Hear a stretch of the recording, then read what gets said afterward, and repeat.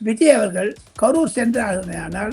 அவர் அங்கு பேசக்கூடிய பேச்சில் எப்படி சுப்ரீம் கோர்ட்டில் எனக்கு நீதி கிடைத்தது என்பதை பற்றி பேச இருக்கிறார் என்று நான் கேள்விப்படுகிறேன். அவருக்கு கிடைத்த நீதியை தவிர ஒரு அநீதி வேண்டும் என்று திமுக நினைத்தாலும் அங்கேயும் எனக்கு நீதி கிடைத்தது என்று பேசப் போகிறார் என்று தான் நான் கேள்விப்படுகிறேன். அதுதாங்க ஒரு நட்சல், அதுதான் சொல்ல முடியுங்க.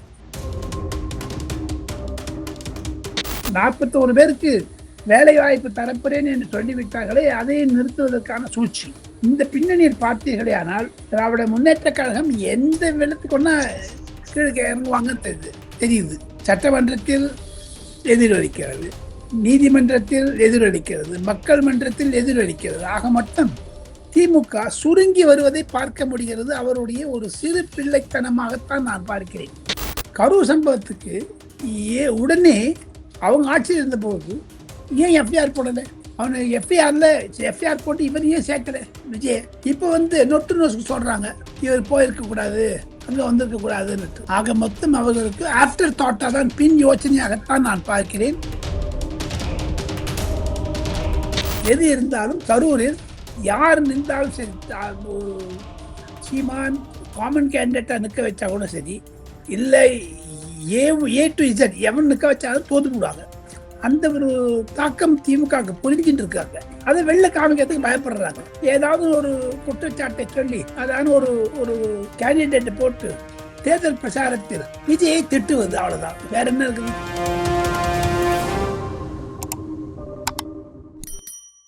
ஒவ்வொரு மாதமும் 5 மில்லியனுக்கு அதிகமான பார்வையாளர்களை சென்று சேரும் எங்களது சேனலில் உங்களையோ அல்லது உங்களது நிறுவனத்தையோ விளம்பரப்படுத்த வேண்டுமா? தொடர்புக்கு 9345835571. வணக்கம் சார். நேத்து நீதிமன்றத்துல திமுக கரூர் விஷய சம்பந்தமா தொடர்ந்த ஒரு வழக்கு, அதுக்கு வந்திருக்கக்கூடிய ஒரு தீர்ப்பு, இந்த தீர்ப்பு ஒரு பெரிய ஒரு எதிரொலியவே திமுக தரப்புக்கு கொடுத்திருக்கு. இத எப்படி பாக்குறீங்க? இதோட பின்னணி என்ன சார்? இதோட பின்னணி என்ன என்று கேட்டால், திராவிட முன்னேற்ற கழகத்திற்கு ஒரு மாபெரும் ஒரு இடி விழுந்து இருக்கிறது. அந்த இடி என்ன என்று கேட்டால், ஒரு விதமான தாக்கத்தை ஏற்படுத்தி விட்டது திமுக உள்ளே. வேண்டுமென்றே அவர்கள் இது மாதிரியான கேஸ் எல்லாம் போட்டுட்டு தனிப்பட்ட மனிதனுடைய சுதந்திரத்தை தடுக்க வேண்டும் என்றெல்லாம் நினைத்து விஜய் அவர்களை, முதலமைச்சரை கரூர் செல்ல விடக்கூடாது என்றதுக்குள்ளே ஒரு சூழ்ச்சி. அது 41 பேருக்கு வேலை வாய்ப்பு தரப்புறேன் என்று சொல்லிவிட்டார்களே, அதை நிறுத்துவதற்கான சூழ்ச்சி. இந்த பின்னணியில் பார்த்தீர்களே ஆனால் திராவிட முன்னேற்ற கழகம் எந்த வெள்ளத்துக்குன்னா கீழே இறங்குவாங்க தெரியுது. சட்டமன்றத்தில் எதிரொலிக்கிறது, நீதிமன்றத்தில் எதிரொலிக்கிறது, மக்கள் மன்றத்தில் எதிரொலிக்கிறது. ஆக மொத்தம் திமுக சுருங்கி வருவதை பார்க்க முடிகிறது. அவருடைய ஒரு சிறு பிள்ளைத்தனமாகத்தான் நான் பார்க்கிறேன். இல்லைன்னா ஸ்டாலின் ஊர்ல இல்லை, அவங்க கேட்டாங்களா கேட்கலையா தெரியல, கேட்டிருப்பாங்கன்னு தான் நினைக்கிறேன். கேட்காத போட்டிருக்க மாட்டாங்க. அன்னைக்கு அந்த நீதிமன்றத்துடைய ஒரு அப்சர்வேஷனை பார்த்தீங்கன்னா மிக மிக கவலைக்காக இருக்கிறது. எல்லாரும் சொல்லலாம் இந்த மாதிரி ஒரு நீதிபதி கொடுக்கக்கூடாது, நீதி வழங்கக்கூடாது. ஏற்கனவே சுப்ரீம் கோர்ட்ல எஸ்ஐடி போட்டிருக்காங்க, special investigating team on Karur. அங்கே போய் புகார் கொடுன்னு சொல்லியிருக்காங்க சுப்ரீம் கோர்ட். இவங்க என்ன பண்ணாங்க, அங்கே பண்ணணும்னா பப்ளிசிட்டி கிடைக்காது, இங்கே பண்ணீங்கன்னா பப்ளிசிட்டி கிடைக்கும். கரூர் சம்பவத்துக்கு உடனே அவங்க ஆட்சியில் இருந்தபோது ஏன் எஃப்ஐஆர் போடலை? அவனை எஃப்ஐஆர் போட்டு இவர் ஏன் சேர்க்கல விஜய்? இப்போ நொட்டு நோசுக்கு சொல்கிறாங்க இவர் போயிருக்க கூடாது, அங்கே வந்திருக்க கூடாதுன்னுட்டு. ஆக மொத்தம் அவர்களுக்கு ஆஃப்டர் தாட்டா தான், பின் யோசனையாகத்தான் நான் பார்க்கிறேன். திமுக செய்தது தவறு என்பதை உணர்ந்து விட்டார்கள். திமுகவிற்கு ஏற்பட்ட ஒரு செட்பேக், பின்னடைவு மிக மிக அரசியலில் ஒரு மாபெரும் தாக்கத்தை ஏற்படுத்தும். நாளை மறுநாள் விஜய் அவர்கள் கரூர் சென்றார்கள். அவர் அங்கு பேசக்கூடிய பேச்சில் எப்படி சுப்ரீம் கோர்ட்டில் எனக்கு நீதி கிடைத்தது என்பதை பற்றி பேச இருக்கிறார் என்று நான் கேள்விப்படுகிறேன். அவருக்கு கிடைத்த நீதியை தவிர ஒரு அநீதி வேண்டும் என்று திமுக நினைத்தாலும் அங்கேயும் எனக்கு நீதி கிடைத்தது என்று பேசப் போகிறார் என்று தான் நான் கேள்விப்படுகிறேன். அதுதாங்க ஒரு நட்சல், அதுதான் சொல்ல முடியுங்க. திமுகக்கு இப்ப விஜய் அவர்களை கரூர் போகாம தடுக்கிறதுல என்ன ஆதாயம் உள்நோக்கம் இருக்கிறதா நம்ம எடுத்துக்கிறது?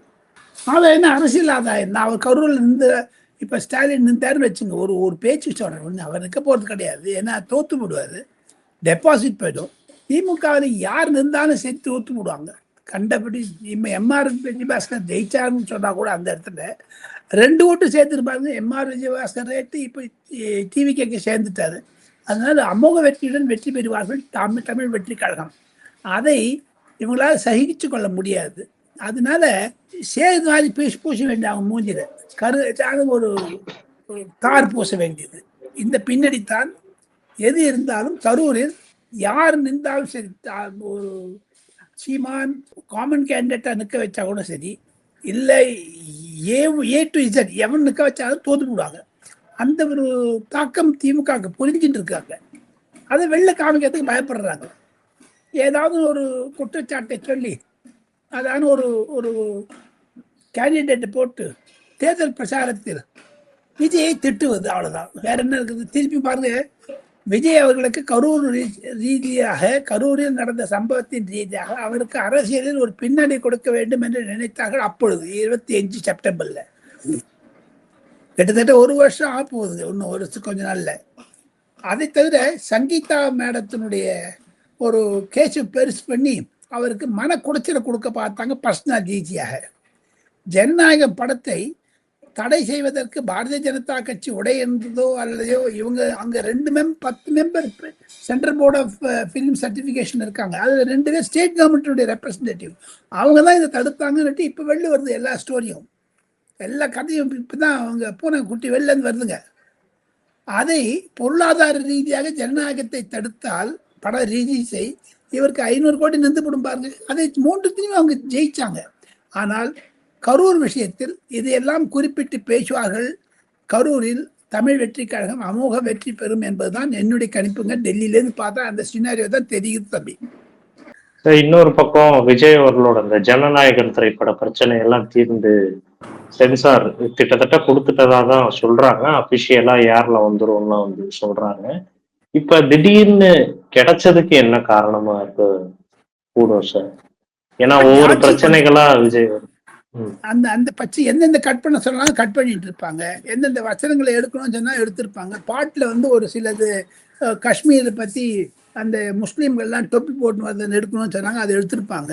அதனாலதான் central board of film certification இப்பொழுது மாறுபட்ட சூழ்நிலையில் கண்டிப்பாக விஜய்க்கு ஆதரவாகத்தான் அந்த ஃபிலிம் சர்டிஃபிகேஷன் வந்திருக்குன்ற என்னுடைய கருத்துங்க.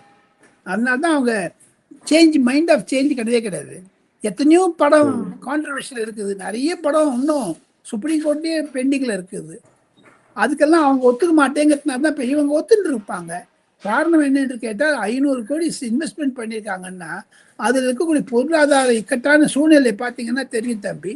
இவர் வந்து பணத்தை வாங்கிட்டு வெளில வந்துட்டாரோ, வாங்கி வச்சுட்டு இருக்காங்களோ, அந்த டீட்டெயில்ஸ் நம்மளுக்கு தெரியாது, என்ன கான்ட்ராக்ட் போட்டு பண்ணியிருக்காங்கன்னுட்டு. இருந்தாலும் முதலமைச்சரான பிறகு தன்னுடைய கருத்துக்களை எல்லாம் மாற்றிக்கொண்டு இருக்கார். ஜனநாயகன் படம் வெளிவருவதற்கு காரணமாக இருந்ததை தான் முதலமைச்சராக வேண்டும் என்று முதலமைச்சரான அப்புறம் அந்த குரூஷியல் பாயிண்ட்ஸ் எல்லாம் கட் பண்ணிட்டாங்கன்னு தான் நான் கேள்விப்பட்டேங்க. அதனால தான் அது வெளில வரப்போகுது. Okay sir. சார், இன்னும் இந்த தாபிக அமைச்சர்களை சுத்தி ஒரு சில கிரிட்டிசிசமும் விமர்சனங்களும் வந்த வண்ணம் தான் வந்திருக்கு. இந்த சரத் அவர்களை குறித்து பார்த்திருப்போம். கீர்த்தனா அவர்கள் மேல ஒரு சில விமர்சனங்கள் வைக்கிறாங்க. அந்த குழந்தையோட ஒரு வீடியோ, குழந்தையை திட்டுற மாதிரி ஒரு வீடியோ இருந்துச்சு, அது ஒண்ணு. இந்த மாதிரி தொடர் சம்பவங்கள் ஏதாவது பாதிப்பை ஏற்படுத்துவது கூடுமா? இந்த மக்கள் எப்படி எடுத்துக்கிறதா பார்க்கணும்? மக்களிடையே தமிழ் வெற்றி கழகத்தினுடைய ஒரு அன்பு, பண்பு, பாசம் தொடர்ந்து இருக்கிறது விஜய் மீது.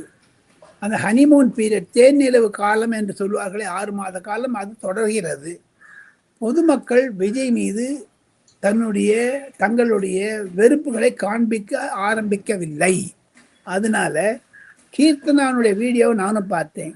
கீர்த்தனா வீடியோ மீது வேண்டுமென்றே திராவிட முன்னேற்ற கழகம் ஒரு பிரச்சனையை உண்டாக்கி இருப்பது தவறு.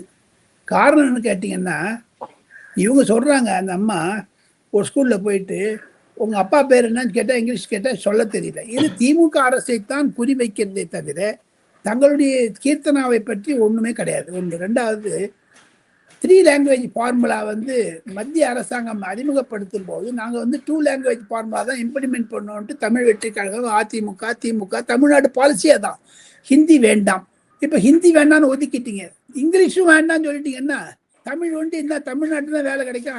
அண்டை மாநிலமான கர்நாடகா, கேரளா எல்லாம் போனால் கூட, ஆந்திரா போனால் கூட வேலை கிடைக்காது. ஆனால் ஹிந்தி தெரிஞ்சுதான் நார்த் இந்தியாவுக்கு வந்துருக்கலாம். ஹிந்தி வேண்டான்ட்டாங்க. இப்போ இங்கிலீஷும் வேண்டாங்கிற மாதிரி ஒரு சுச்சுவேஷனை கிரியேட் பண்ணுறாங்க டிஎம்கே. அது தமிழ் வெற்றி கழகத்திற்கு ஒரு தர்ம சங்கடமான போக்கைத்தான் தரும். கீர்த்தனா அவர்கள் பேசியிருப்பது அவருடைய பதிலும் சரியாகத்தான் நான் பார்க்கிறேன். எது இருப்பினும் இனி அமைச்சர்கள் அனாவசியமாக பேசுவது தவிர அது கட்டுப்படுத்தி கொள்ள வேண்டும் என்பதுதான் என்னுடைய கருத்துங்க. கான்ட்ரவர்சி வர வேண்டாங்க. இன்னும் ஒரு 2 மாசம் 3 மாசத்துக்கு நல்லா கொண்டு போயிட்டீங்கன்னா பொதுமக்களிடையே ஒரு அன்பு ஆசை வளர ஆரம்பிச்சிடும். தவிர நேற்று அரசியல் ரீதியாக சொல்ல போனால் தம்பி, நேற்று என்னதான் பேசியிருக்காரு பாருங்க நம்ம மாணிக் தாக்கூர். அவர் வந்து விடுதலை சிறுத்தை கட்சியினுடைய தலைவர் அவரை கேள்வி கேட்கிறார். நீங்க நீ என்னதான் பண்ணாலும், விலைக்கு போனாலும் சரி, ஒரு விதமான ஒரு வார்த்தை விளையாட்டுகளை எல்லாம் காண்பிக்க வேண்டாம்.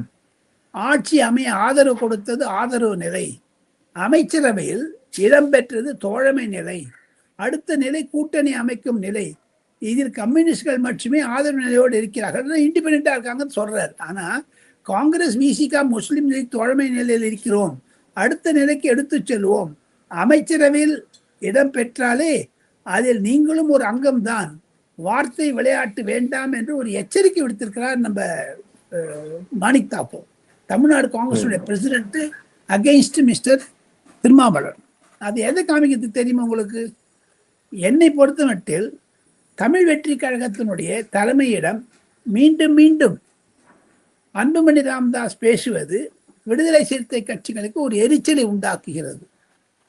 அந்த எரிச்சலை வெளிப்படுத்த வேண்டும் முயற்சியில் தான் தமிழ் வெற்றி கழகத்திற்கு மீது சில புகார்களையும் சில அவதூறுமான இருக்குது பேசுறாரு. நான் திமுக இன்னும் அலசில் இருக்கேன்னு சொல்றாரு. அது இயற்கை நிலைப்பாடு, அது தவறு. அது திருமாவளவன் பேசுவது தவறு. விஜய் அதை கண்டிக்க வேண்டும். இது மாதிரியான குழப்பங்களை வர வைத்தால் கண்டிப்பாக அது திமுகவிற்குத்தான் லாபத்தை கொடுக்கும், தமிழ் வெற்றி கழகத்திற்கு பின்னடைவை தரும். இதிலிருந்து எச்சரிக்கையாக இருக்க வேண்டும் முதலமைச்சர் என்பதுதான் என்னுடைய கருத்துக்கள். ஏன்னா நம்ம ஒரு பொலிட்டிக்கல் அனலிஸ்டாக கடந்த 45 ஆண்டு காலம் நாடாளுமன்றத்தை ரிப்போர்ட் பண்ணதும், தமிழக அரசியலை நெருக்கமாக பார்த்து ஐயா கருணாநிதி, அம்மையார் ஜெயலலிதா, ஐயா ஸ்டாலின், எடப்பாடியார் எல்லாரும் நம்ம பர்சனலாக தெரிஞ்சு வச்சதுனால என்னுடைய அனுபவத்தின் மூலமாக முதலமைச்சர் விஜய் அவர்களுக்கு ஒரு பணிவான வேண்டுகோள், இது மாதிரியான ஒரு சர்ச்சைக்குரிய பேச்சுக்களை எல்லாம் தங்களுடைய மந்திரி சபையில் இருப்பவர்கள் தவிர்க்க வேண்டும் என்பதான். இல்லைன்னா you are unnecessarily opening controversy. He is helping DMK. உங்களோட நேரத்துக்கு ரொம்ப நன்றி சார். மீண்டும் இதே மாதிரியான வீடியோ. தேங்க்யூ. நன்றி. தேங்க்யூ.